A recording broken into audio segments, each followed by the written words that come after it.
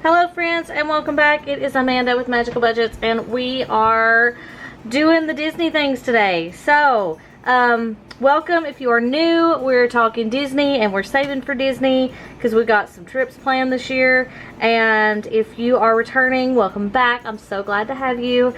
We are going to talk some tips and tricks for Disney.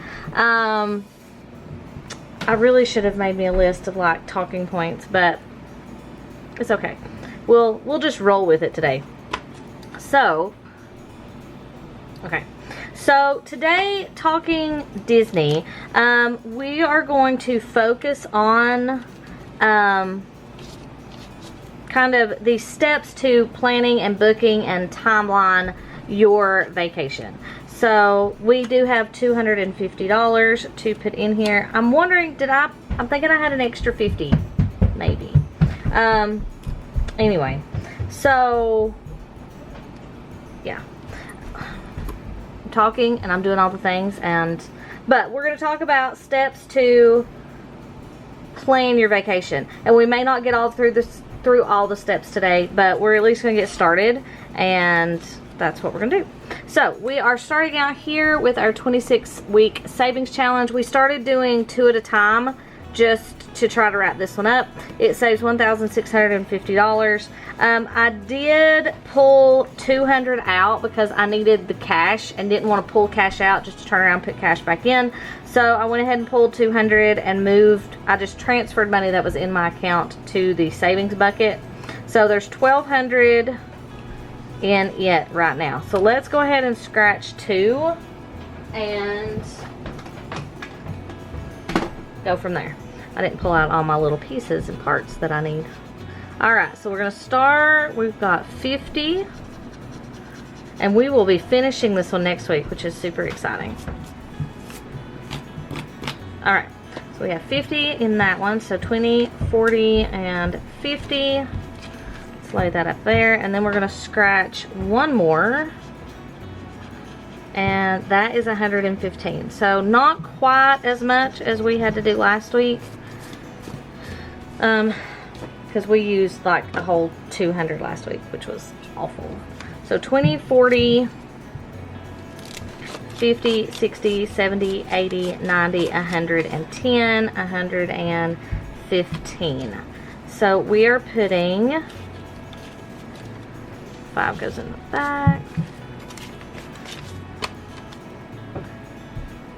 We're adding 20, 40, 60, 80, 90, 100, and 10, 20, 30, 40, 50, 65.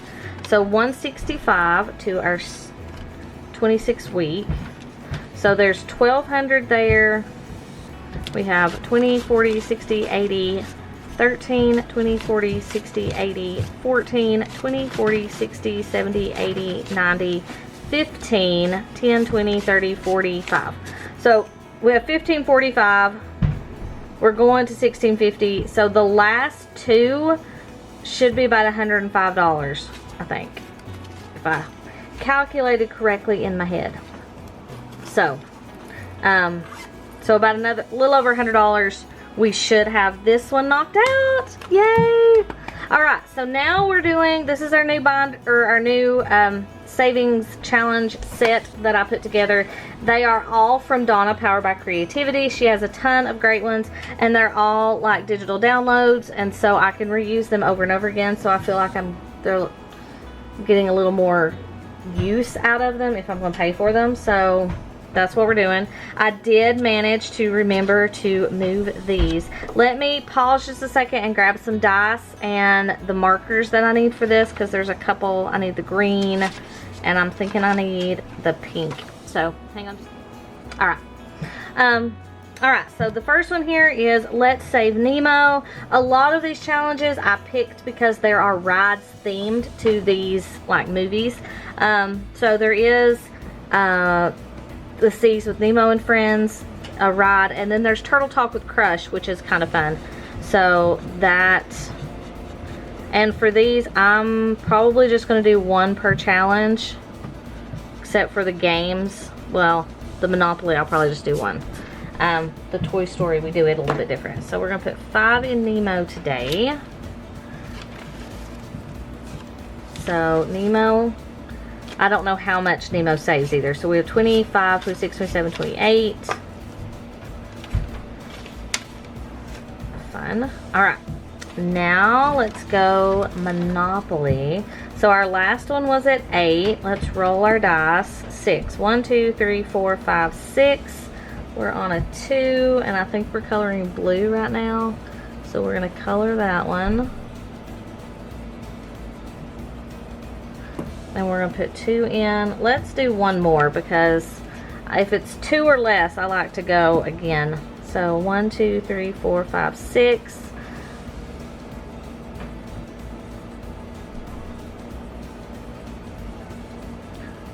There we go.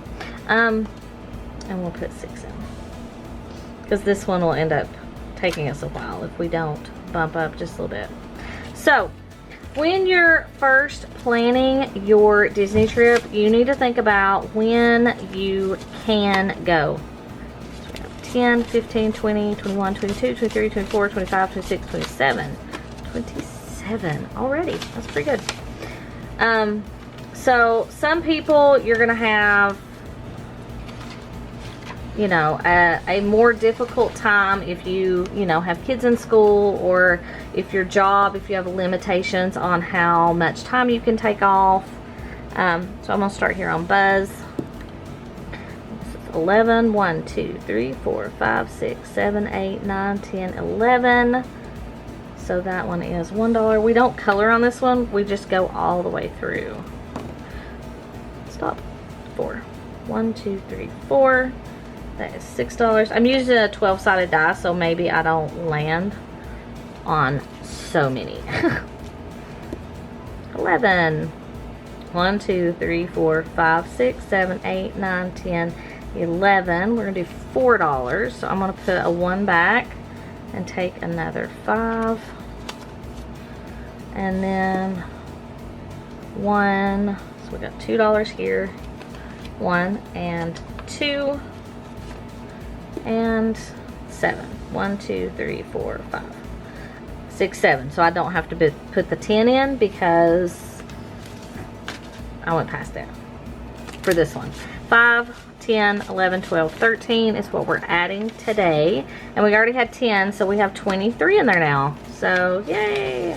Obviously, if you want to land on more spots, use a, you know, 3, 4, or 6-sided dice.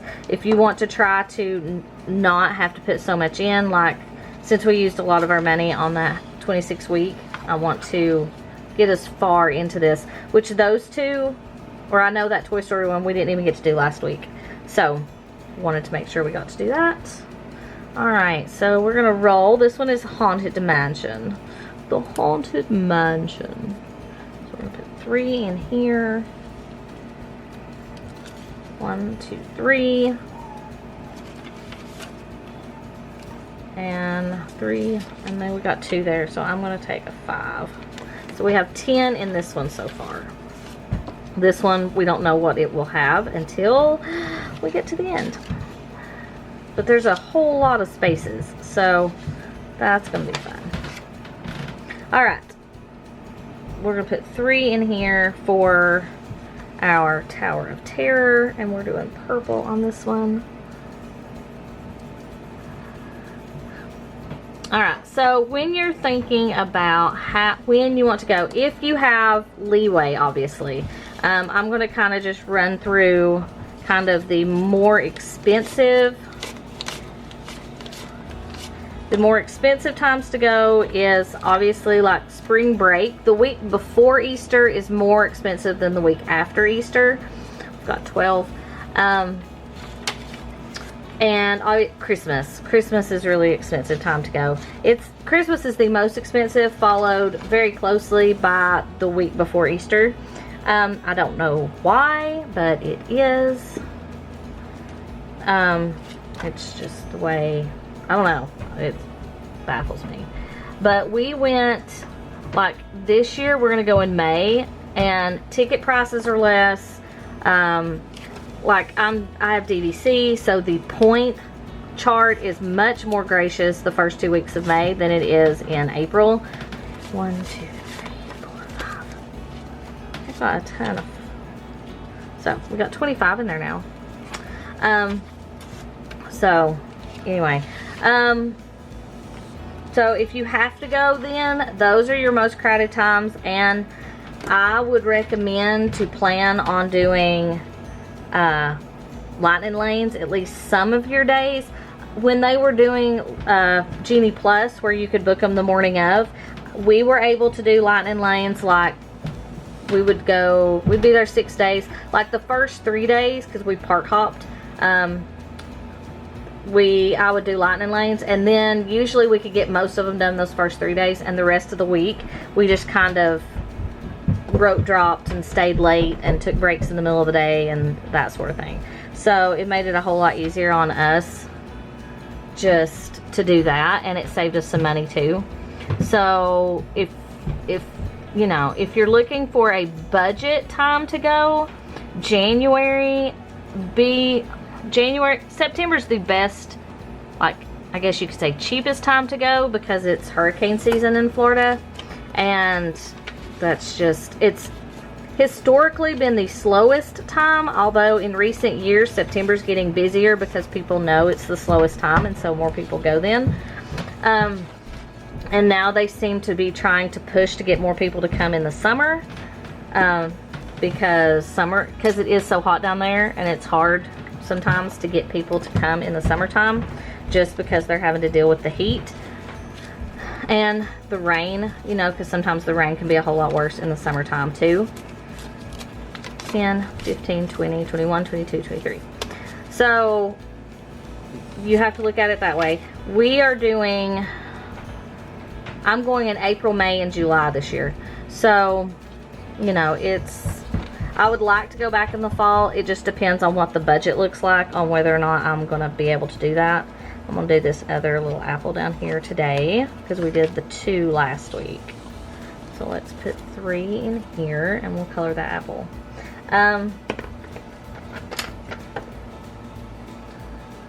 If you go in September, you just have to be aware that you know, there may be a hurricane. Now, typically, even if there is a hurricane, Disney will still have, you know, food places open, like in the resort. I mean, it's going to be limited, but they still will be able to feed you. The parks, you know, some hurricanes, depending on the severity, have had to close. Sometimes they close early. Sometimes they have to close for the full day. Disney's usually pretty good about compensating people when they have to do that. 10, 11, 12, 13, 14, 15. I'm just going to leave those ones in that one. We're getting close to the end, I think.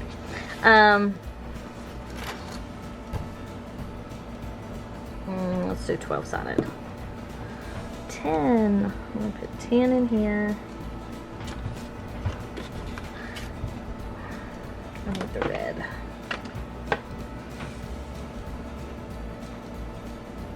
I think it's the wrong red.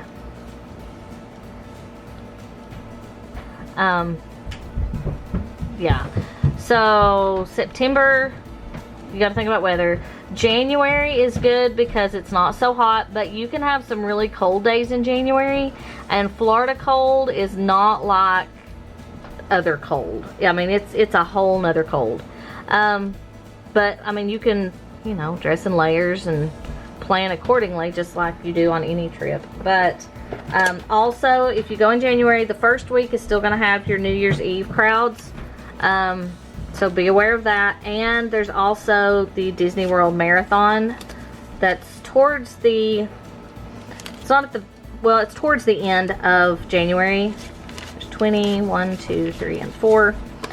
So just be aware that if that weekend it's going to be crowded too. But if you hit between New Year's and that marathon weekend, it's usually pretty good. And then if you can hit it between the marathon weekend and the Princess Half Marathon, it's usually not too bad then. President's Weekend can be a little crowded. That's usually close to about the time of the Princess, the Run Disney race. So you just have to be aware of that. March starts spring break crowds, and April, towards like the last week of April, it usually like the crowds aren't as bad. And then the first 2 weeks of May, before colleges and schools start letting out, that's usually not too crowded and a really good time to go. Once that like late May, schools start letting out, and then, you know, families and stuff.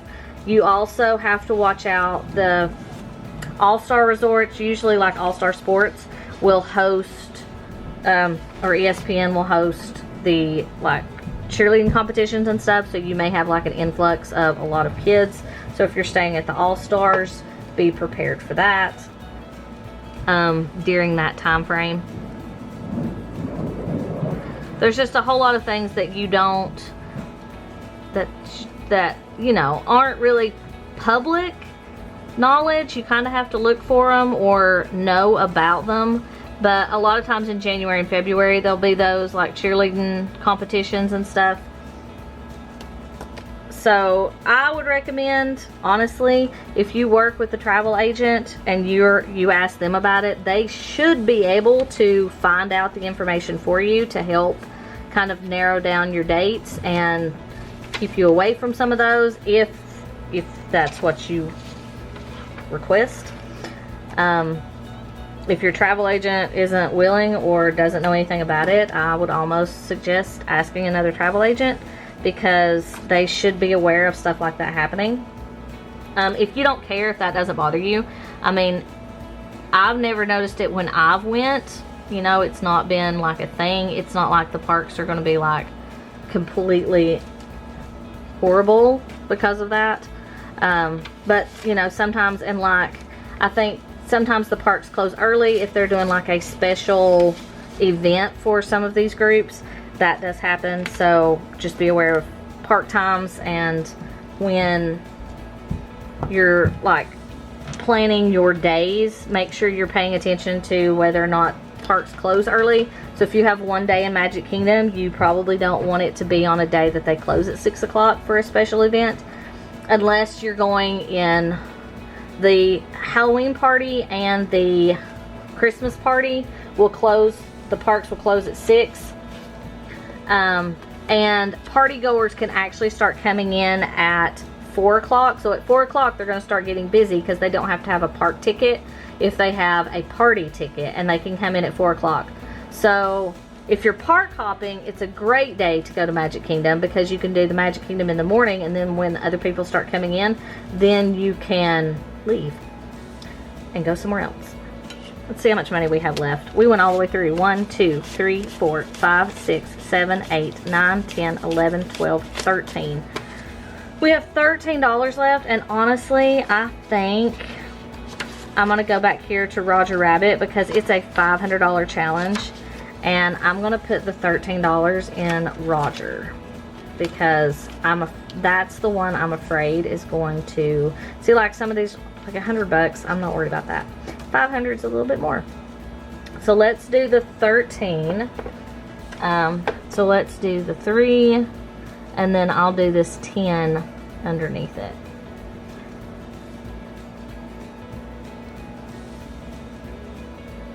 There we go. And we'll do this 10.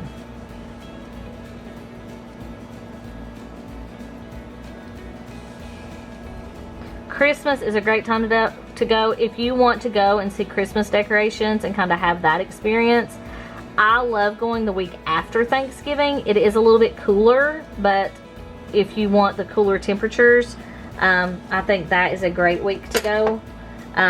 We go, like went on the Saturday after Thanksgiving and stayed through the next week, and that was great. We had a really cold Christmas party, but everything was just beautiful. 10, 15, 20, 21, 2, 3, 4, 5, 6, 7, 8, 9, 30, 1, 2, 3, 4, 5, 6, 7. So we have 37 in there now. So I'll condense some of those ones in there because that's going to get pretty thick. So anyway, so my recommended times to go, if you don't mind the heat, then I would say May is my preferred month because it's warm enough to do the pool and the water parks and all that stuff. and the crowds aren't horrible, and it's not like overly expensive with some of like the date-based pricing. So May is like my favorite time to go. I also love November because it is starting to cool off a little bit. October's great if you're going for a Halloween party.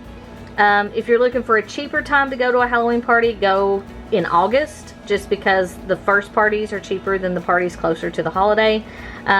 Although Disney in August is going to be really warm. So, and then if you have a costume on top of that, that's going to be rough. So that's just, there's just so much to think about when you're planning a trip. You know, do you want to go to the, and then festivals at Epcot. You have the Festival of the Arts is January through most of February. 1st of March starts your Flower and Garden, and that runs March, April, and May, and ends like sometime in June. I don't know when Food and Wine Festival is this year. I'm afraid I'm going to miss it because of when we're going in July. I wish they would start it in July, but I don't know that they will. When we go in July, there probably won't be a festival. And then you have, but Food and Wine usually runs like September, October. It probably will start in August or late July. It depends. It's been very fluctuating the past couple years since COVID. And then you'll have Festival of the Holidays that will start in November and run into Christmas. So there's just, it's a lot of stuff. So and then you may want, you know, if you're going to plan on going more than once, pick like, if you want to do the Halloween party and the Food and Wine Festival, you know, go in September or October, and that way you'll hit both of those, and so you can hit more than one thing at a time. So much to think about. So next week we'll talk about a different topic, but that's kind of the gist on some of the things to think about when you're picking a time to go. Again, if you have kids, sometimes you're limited on what you can do. I pull my kids out of school because that's my choice. Alright, so thanks to everybody for watching. I hope you enjoyed. If you have any like specific questions or anything, leave them in the comments, and we'll talk about them next week. So in the comments too, if you're still here and watching, leave if you are a Disney person and go to Disneyland or World or Cruise Line or any of the Disney, when is your favorite time to go? So leave that in the comments. And if you're local, I'm jealous. So I'll talk to you guys next time. Bye.